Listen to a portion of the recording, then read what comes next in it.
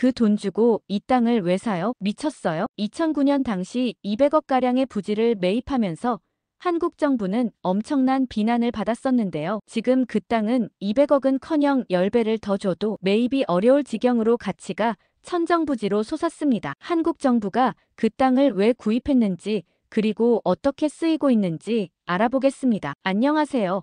저는 뉴욕에서 부동산 디벨로퍼로 일하고 있어요. 부동산 디벨로퍼는 땅의 가치를 측정하고 해당 땅을 개발하기 위한 일을 하는 사람들이죠. 개인적으로 가장 성공적이었던 프로젝트는 2009년에 있었는데요. 아직도 2009년의 그날을 잊을 수가 없어요. 월요일 아침 출근 시간에 울린 전화벨 소리가 지금도 귓가에 생생합니다. 글로벌 파트너즈의 CEO가 갑자기 불러 맨해튼 32번가 부지 분석을 맡겼던 날이었어요. 당시 저는 수석 디벨로퍼로 일하고 있었지만 정부 요청에 의한 프로젝트는 처음이라 의아했죠. 알고 봤더니 한국 정부의 요청이라고 하더라고요. 저는 한국 정부라는 말을 듣자마자 의뢰서를 펼쳐봤고 해당 부지에 한국문화원을 짓고 싶다는 내용에 가슴이 뛰었습니다. 곧장 사무실로 돌아와 자료를 펼쳤죠. 주차장으로 쓰이고 있던 590제곱미터의 부지였는데 위치가 너무나 특별했어요. 엠파이어 스테이트 빌딩과 메디슨 스퀘어 가든이 가까이 있었고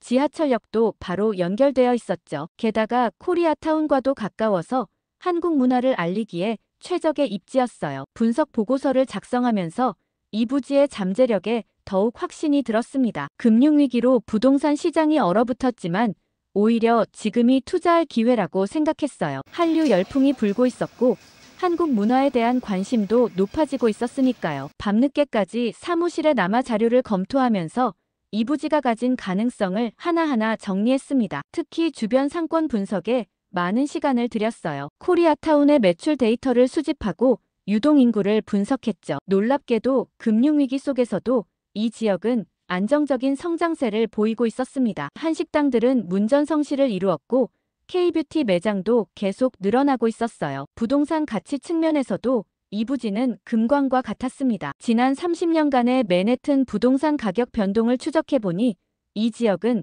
한 번도 가치가 하락한 적이 없었어요. 심지어 9.11 테러 이후에도 회복이 가장 빨랐던 곳이죠. 한국 정부의 보는 눈은 놀라웠고 투자 가치는 충분했습니다. 보고서를 들고 회의실로 향하는 발걸음이 가벼웠습니다. 하지만 회의실 문을 열자마자 부사장 마이클 앤더슨의 차가운 눈빛과 마주쳤어요. 그는 제 보고서를 훑어보더니 비웃듯 말했죠. 동양인들의 감상적인 발상이라고요. 한국 정부가 헛발질하는 거라고 주차장 수익이 안정적인데 왜 위험을 감수하냐는 거였습니다. 앤더슨은 회의 내내 제 분석을 깎아내렸어요. 금융위기 때 이런 큰 투자는 미친 짓이라고 했죠. 하지만 저는 굴하지 않고 제 의견을 피력했습니다. 맨해튼의 부동산 가치는 절대 떨어지지 않을 거라고요. 오히려 지금이 투자할 때라고 설명했어요. 제가 준비한 프레젠테이션 자료를 하나씩 보여주며 설명했습니다. 지하철 노선도를 펼쳐놓고 접근성을 설명했고 주변 상권 분석 데이터로 성장 가능성을 입증했어요. 마지막으로 한류의 경제적 파급 효과를 보여주는 그래프를 제시하며 발표를 마무리했죠. 그러자 앤더슨이 갑자기 자리에서 벌떡 일어났습니다. 자료를 뒤적이며 허점을 찾으려 했지만 실패하자 이번에는 인신공격을 시작했어요. 제가 한국계라서 감정적으로 접근한다며 전문성이 결여된 분석이라고 몰아붙였습니다. 회의실의 공기가 순식간에 얼어붙었어요. 다른 임원들은 고개를 숙인 채 아무 말도 하지 않았죠. 하지만 저는 침착하게 대응했습니다. 오히려 제가 한국계이기 때문에 이 프로젝트의 가치를 더 잘 이해할 수 있다고 말했어요. 문화적 이해도가 비즈니스의 중요한 자산이 될 수 있다고 설명했죠. CEO는 결과가 어찌됐든 우린 돈 받고 할 일만 하면 되는 거라고. 한국 정부가 헛발질을 하든 말든 할 일을 하자며 회의를 마무리하셨죠. 회의가 끝나고 자리로 돌아온 저는 창밖을 바라보며 깊은 생각에 잠겼어요. 맨해튼의 빌딩 숲 사이로 석양이 비치고 있었는데 그 붉은 빛이 마치 저의 확신을 응원해주는 것만 같았습니다. 이곳에 한국문화원이 들어선다면 얼마나 멋질까 상상하며 다시 한번 용기를 내보기로 했어요. 그날 밤 사무실에 늦게까지 남아 추가 자료를 검토하면서 이 프로젝트가 단순한 부동산 개발이 아닌 문화의 교두보가 될 것이라는 확신이 들었습니다. 앤더슨의 편견 어린 시선이 오히려 저를 더 단단하게 만들어 주었어요. 이제 남은 건 시간이 저의 판단이 옳았음을 증명해주는 일뿐이었죠. 다음 날 현장에 직접 들러 맨해튼 32번가 부지를 둘러보던 그날, 우연히 발견한 낡은 간판 하나가 제 발걸음을 멈추게 했어요. 간판에 흐릿한 글씨가 벽돌 사이로 보였습니다. 순간 가슴이 덜컥 내려앉았어요. 20년도 더 된 아버지의 세탁소 흔적이었죠. 아주 어렸을 때 아버지가 세탁소를 했던 기억은 있었지만 이곳이었을 줄은 상상도 할 수 없었어요. 어릴 적 매일 세탁소에서 시작된 하루가 떠올랐습니다. 아버지는 새벽 5시면 어김없이 세탁소 문을 열었어요. 맨해튼의 비즈니스맨들이 출근하기 전에 와이셔츠를 찾아가야 한다며 늘 서둘러 일을 시작하셨죠. 저는 학교 가기 전에 잠깐 들러 아버지의 아침 식사를 챙겨드리곤 했어요. 벽돌 틈에 남은 앵커볼트 자국을 손으로 더듬어 보았습니다. 그 자리에는 한때 아버지가 직접 만드신 나무 선반이 있었어요. 드라이클리닝된 옷들이 반짝반짝 걸려있던 그 선반에서 늘 특유의 세탁 냄새가 났었죠. 지금은 흔적조차 찾기 힘들었지만 20년 전 그날의 기억만은 선명했습니다. 1997년 IMF 외환위기 때였어요. 하루아침에 달러 가치가 치솟으면서 세탁소 운영이 힘들어졌죠. 세제값은 올랐는데 세탁비는 올리지 못했고 결국 아버지는 세탁소 문을 닫아야 했습니다. 당시 저는 고작 15살이었지만 아버지가 마지막으로 간판을 떼시던 날의 쓸쓸한 뒷모습을 잊을 수가 없어요. 이제 그 자리에는 허름한 주차장이 들어서 있었습니다. 한국 정부가 1,580만 달러에 매입하려 한다는 소식이 들리자 언론에서는 비판의 목소리가 높았어요. 금융위기 때 무리한 투자라는 지적이었죠. 하지만 저는 달리 생각했습니다. 부동산 분석 자료를 검토하면서 옛 기억이 하나둘 떠올랐어요. 아버지의 세탁소가 있던 이 거리는 당시에도 한인들의 삶의 터전이었습니다. 힘들 때마다 서로 돕고 의지하며 살았죠. 지금도 코리아타운은 여전히 그 정신을 이어가고 있었어요. 현장 조사를 위해 주변 상인들을 만나보았습니다. 20년 전 아버지를 기억하는 분들이 아직도 계셨어요. 세탁소 박사장 딸이 이제 이런 큰 회사 디벨로퍼가 됐다며 기뻐해 주셨죠. 그분들은 하나같이 이곳에 한국문화원이 들어선다는 소식을 반겼습니다. 투자 가치를 분석하면서 더욱 확신이 들었어요. 이 부지는 단순한 금액 이상의 의미가 있었죠. 한때 이민자들의 고단한 삶이 새겨졌던 이곳에 이제는 당당히 한국 문화를 알리는 랜드마크가 들어설 거라고 생각하니 가슴이 뭉클했습니다. 비판적인 시각을 의식해 더욱 꼼꼼히 자료를 준비했어요. 주변 부동산 시세 변동 추이부터 향후 개발 가치까지 하나하나 분석했죠. 수치로 보면 1,580만 달러는 결코 높은 금액이 아니었습니다. 오히려 금융위기로 인한 기회였어요. 그날부터 더욱 업무에 박차를 가했습니다. 매일 야근하느라 바빴죠. 비가 내리던 어느 저녁 사무실에 늦게까지 남아 자료를 정리하고 있었어요. 그러다 문득 앤더슨의 책상 위에 놓인 서류 한 장이 눈에 들어왔습니다. 그의 책상은 늘 깔끔했는데 유독 그날은 서류들이 어지럽게 늘어져 있었죠. 무심코 본 서류의 헤더에는 파라다이스 카지노 개발이라고 적혀 있었어요. 순간 머리가 멍해졌습니다. 그 서류에는 맨해튼 32번가 부지를 카지노로 개발하는 계획이 상세히 적혀 있었어요. 앤더슨은 이미 카지노 개발업자들과 몇 차례 미팅을 가졌고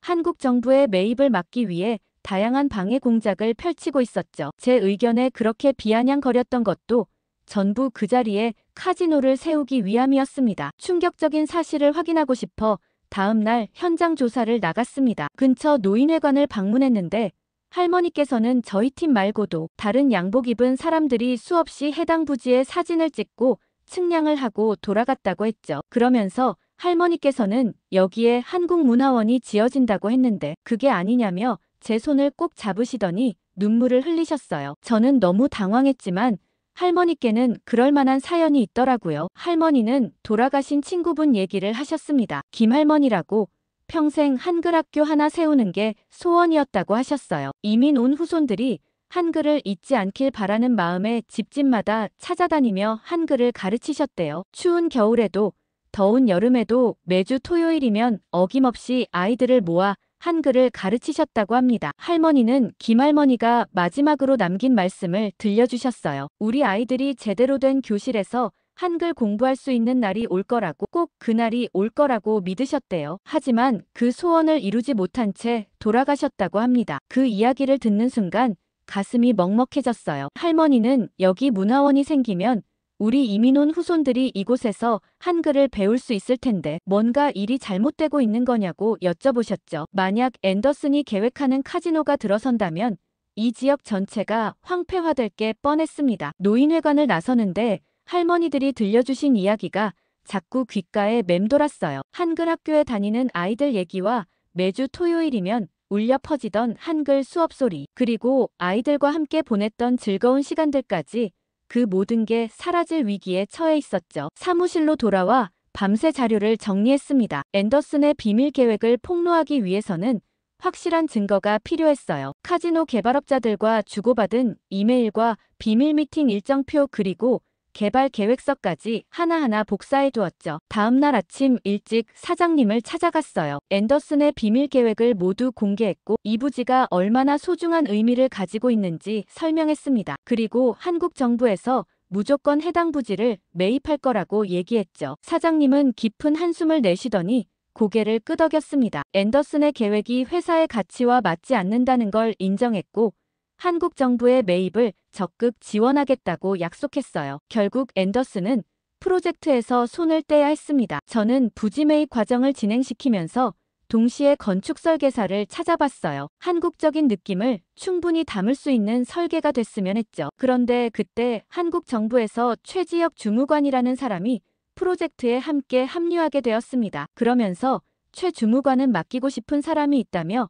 설계도 일을 자기에게 달라고 했죠. 솔직히 처음엔 의심스러웠어요. 부동산 개발이라는 게 워낙 돈이 많이 되는 사업이다 보니 이런 일에 개인적인 이익을 얻으려 하는 사람들이 많았거든요. 하지만 최 주무관이 받아온 설계도를 보고 저는 믿기지 않았어요. 처음 본 순간 눈을 의심할 수밖에 없었습니다. 설계도의 통유리 외벽이 마치 한복의 곡선처럼 우아하게 휘어져 있었죠. 햇빛이 비치면 유리를 통해 내부의 한국적 곡선이 은은하게 비치도록 설계되어 있었습니다. 설계도를 자세히 살펴볼수록 놀라웠어요. 지하 2층부터 지상 7층까지 각 층마다 특별한 의미가 담겨 있었죠. 지하 2층은 200석 규모의 공연장이 들어서고 지하 1층은 전시 공간으로 꾸며질 예정이었습니다. 특히 공연장 천장은 전통 처마의 곡선을 현대적으로 재해석했어요. 1층 로비는 25m 높이의 보이드 공간으로 설계되어 있었습니다. 그 공간을 통해 한옥의 마당처럼 하늘이 보이도록 했죠. 2층은 정원이 있는 전시 공간,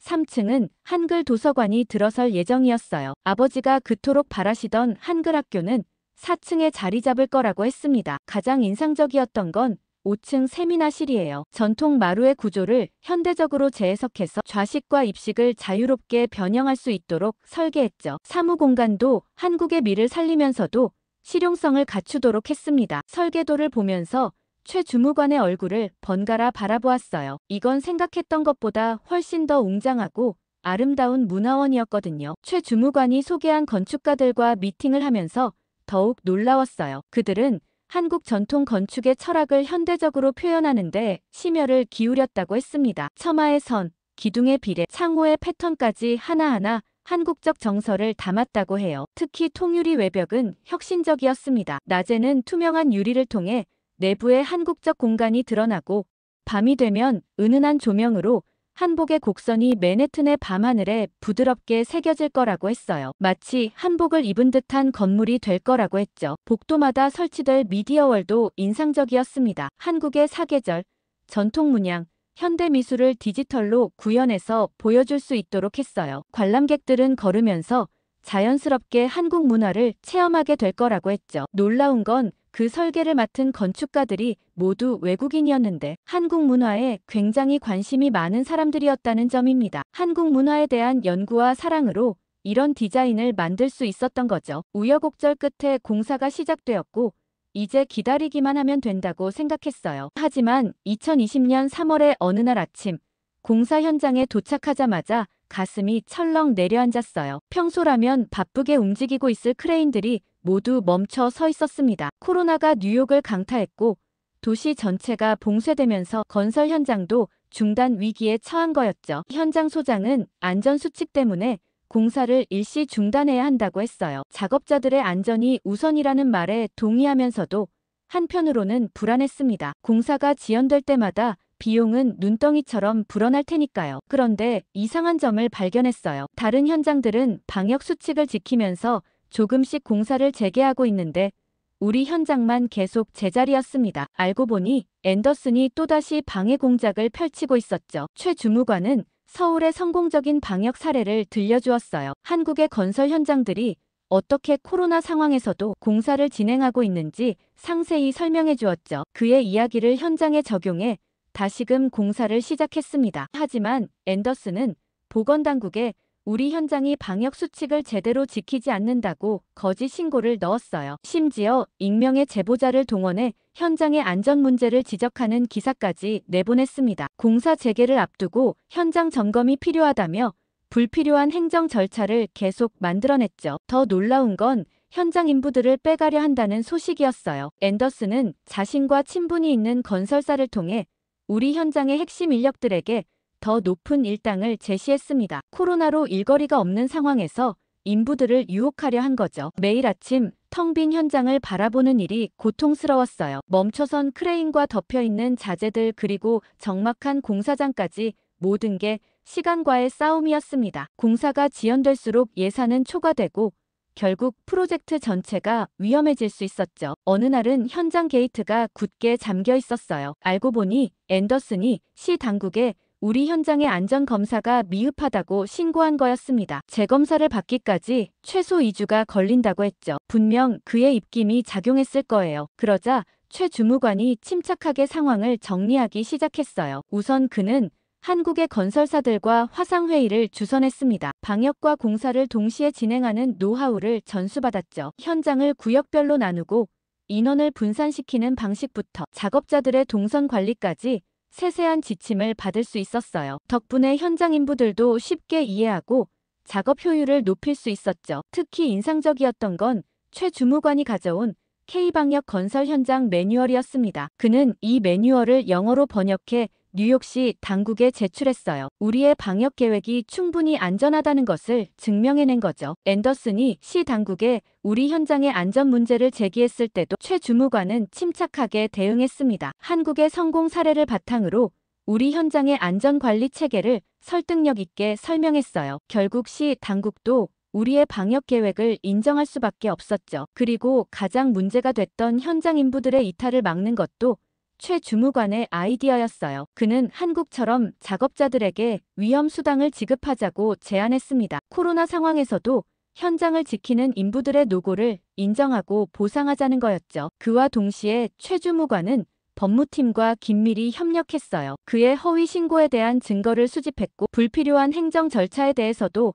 법적 대응을 준비했습니다. 동시에 시 당국과도 긴밀히 소통하며 우리의 안전관리 체계를 인정받았죠. 마침내 6월이 되어서야 공사를 재개할 수 있었어요. 첫날 아침, 크레인이 다시 움직이기 시작하는 걸 보면서 눈물이 났습니다. 앤더슨의 방해에도 불구하고 우리는 포기하지 않았어요. 오히려 이 위기를 통해 현장의 단합력은 더욱 강해졌죠. 비록 코로나로 인해 예상보다 공정이 늦어졌지만 오히려 현장을 더 끈끈하게 만들어주었습니다. 안정적으로 공사가 재개되던 어느 날 저녁이었어요. 늦게까지 서류를 검토하던 최지혁 주무관과 마지막 커피를 마시며 대화를 나눴습니다. 15년 동안 이 프로젝트를 위해 헌신한 그에게 문득 궁금증이 들었어요. 왜 이렇게까지 열정을 쏟는 건지 물어보고 싶었죠. 처음엔 대답을 망설이던 최 주무관의 표정이 무거워졌어요. 그는 자신의 어린 시절 이야기를 들려주었습니다. 아버지의 해외 발령으로 일본 도쿄에서 초등학교를 다녔다고 해요. 당시만 해도 한국은 일본에 비해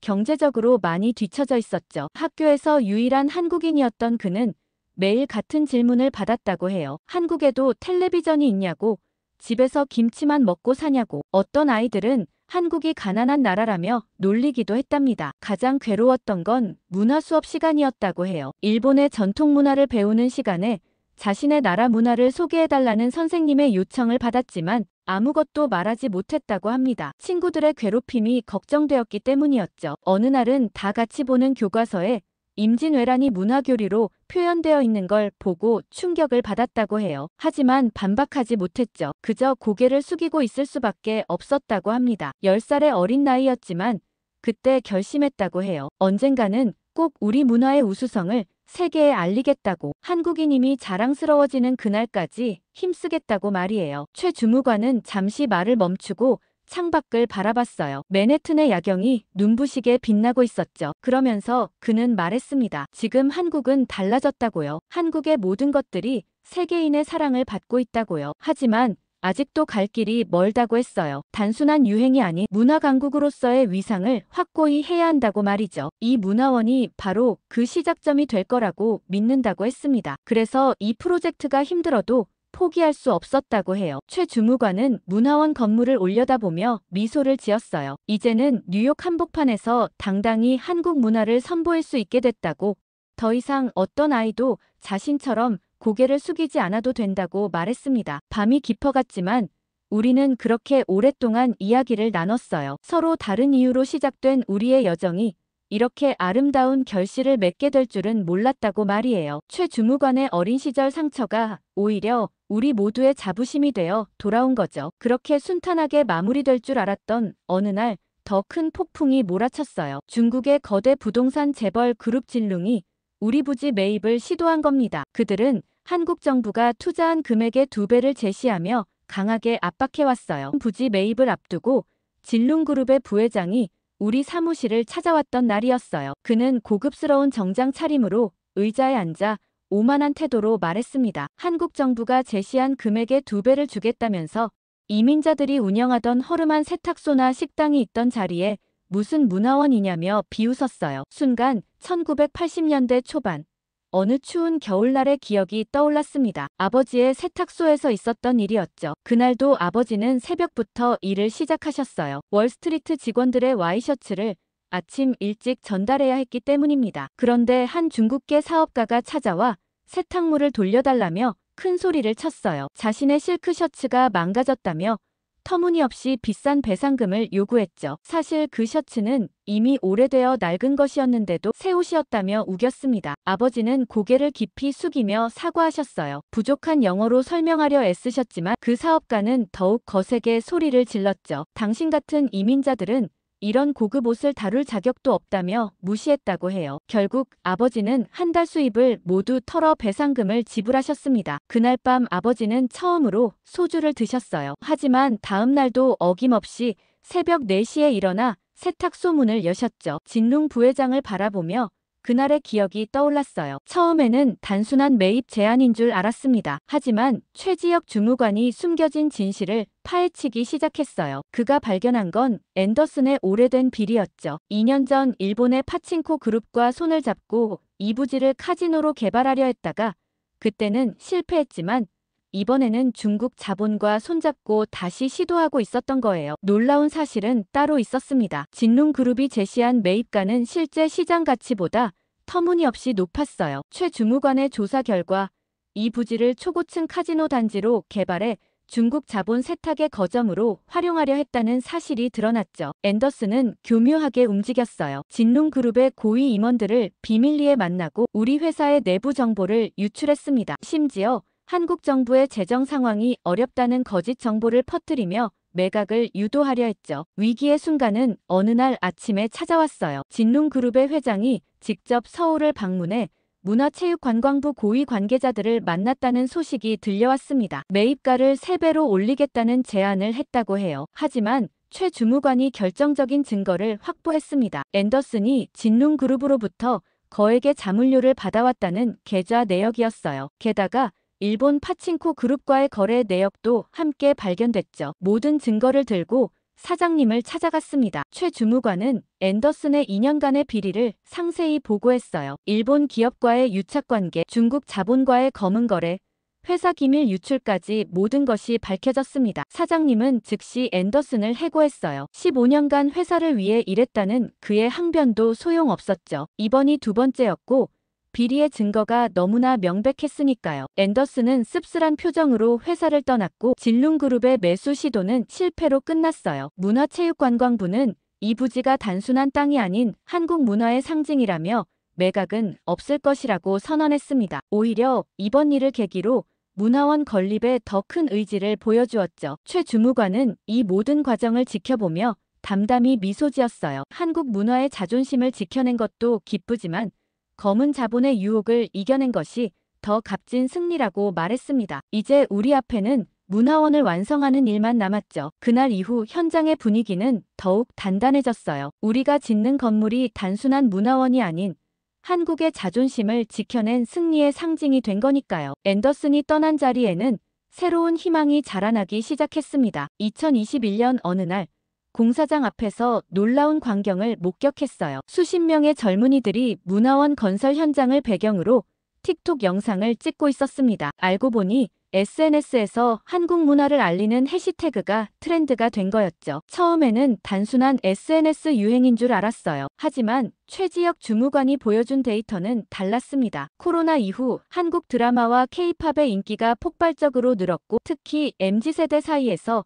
한국 문화에 대한 관심이 급증했대요. 그러던 중 뉴욕의 한인 2세들이 찾아왔습니다. 그들은 자발적으로 모임을 만들었다고 했어요. 문화원이 완공되면 한국 문화 홍보대사로 활동하고 싶다며 지금부터라도 돕고 싶다고 했죠. 이들의 열정은 놀라웠어요. 매주 토요일마다 공사장 주변에서 한국 문화 소개 행사를 열었습니다. K-팝 커버댄스 공연부터 한식 시식회까지 자신들만의 방식으로 한국 문화를 알렸죠. 처음엔 10여 명이었던 참가자가 수백 명으로 늘어났어요. 특히 인상적이었던 건 그들의 전문성이었습니다. 콜롬비아대 건축학과 학생들은 문화원 설계의 우수성을 설명하는 영상을 제작했고 NYU 예술학과 학생들은 한국 전통 문양의 현대적 재해석을 주제로 전시회를 열었어요. SNS에서의 반응도 폭발적이었죠. 공사 과정을 담은 타임랩스 영상이 수백만 뷰를 기록했고 문화원 완공 후 운영될 프로그램에 대한 기대감도 높아졌습니다. 특히 K-드라마 촬영 장소로 활용하자는 제안이 화제가 됐어요. 젊은이들의 참여는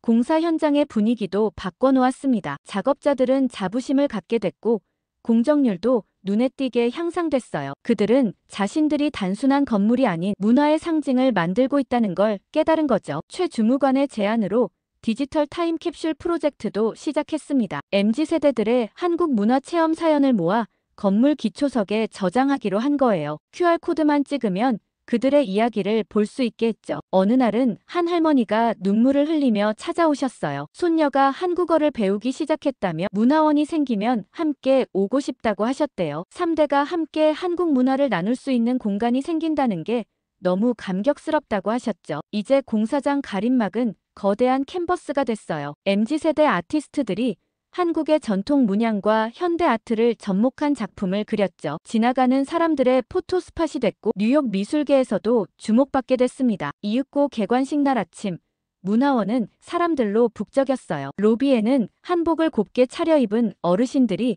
삼삼오오 모여 계셨습니다. 그 중에서 특히 한 할머니가 눈에 띄었죠. 40년 전 처음 뉴욕에 오셨다는 김영옥 할머니였어요. 할머니는 떨리는 손으로 문화원의 벽을 쓰다듬으셨습니다. 1970년대에 뉴욕에 처음 왔을 때는 한국말을 하는 것조차 눈치 보였다고 하셨어요. 작은 세탁소에서 시작해 자녀들을 키우느라 힘들었던 시절을 떠올리시며 눈시울을 붉히셨죠. 지하 공연장에서 풍물놀이가 시작되자 할머니의 표정이 환하게 피어났어요. 사물놀이 소리가 울려 퍼지자 어르신들이 하나둘 자리에서 일어나 어깨춤을 추기 시작했습니다. 젊은 시절 고향에서 들었던 장단이 그리웠다고 하셨죠. 2층 체험장에서는 떡매치기가 한창이었어요. 할머니는 손주들에게 떡매치는 법을 가르쳐 주셨습니다. 어린 시절 설날이면 항상 가족들과 함께 떡을 만들었다며 그때 이야기를 들려주셨죠. 손주들은 처음 해보는 떡매치기에 신이 났어요. 3층 도서관에 들어서자 할머니는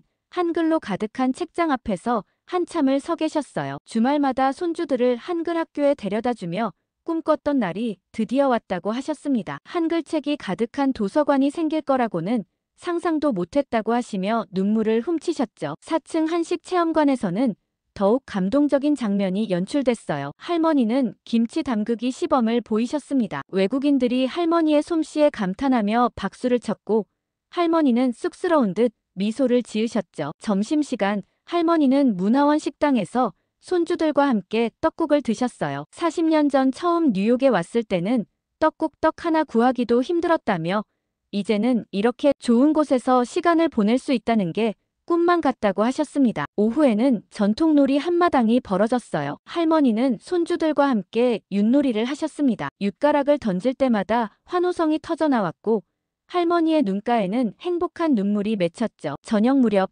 할머니는 문화원 앞에서 가족 사진을 찍으셨어요. 3대가 함께 한복을 입고 찍은 사진이었습니다. 할머니는 사진을 찍으시며 이제 우리도 뉴욕에 자랑스러운 문화원이 생겼다고 말씀하셨죠. 할머니는 돌아가시기 전에 저를 꼭 안아주셨어요. 고생 많았다며 이제 우리 후손들은 당당하게 한국인임을 자랑할 수 있게 됐다고 하셨습니다. 그 말씀에 저도 모르게 눈물이 났죠. 이제 매일 아침 문화원 문을 열 때마다 그날의 기억이 떠오릅니다. 할머니의 눈물에 담긴 40년의 시간, 그리고 이제야 꽃 피운 자부심을 생각하면 가슴이 뭉클해져요. 이곳은 단순한 건물이 아닌 우리 이민자들의 꿈과 희망이 담긴 공간이 된 거죠. 해가 저물어도 문화원은 밝게 빛났어요. 행사를 마치고 돌아가는 할머니의 뒷모습을 바라보며 생각했습니다. 우리는 마침내 뉴욕 한복판에 우리의 자부심을 세운 거예요. 15년의 긴 여정이 이토록 값진 결실을 맺을 줄은 몰랐습니다. 오늘 사연 어떻게 들으셨나요? 모두가 욕하던 땅을 매입했던 한국 정부의 결정이 큰 가치로 돌아왔는데요. 미국에 가면 꼭 한번 문화원을 들러보고 싶은 마음이 들었습니다. 오늘 사연에 대한 생각 댓글 많이 달아주시고 다음에 더 좋은 사연으로 돌아오겠습니다. 감동 필름이었습니다.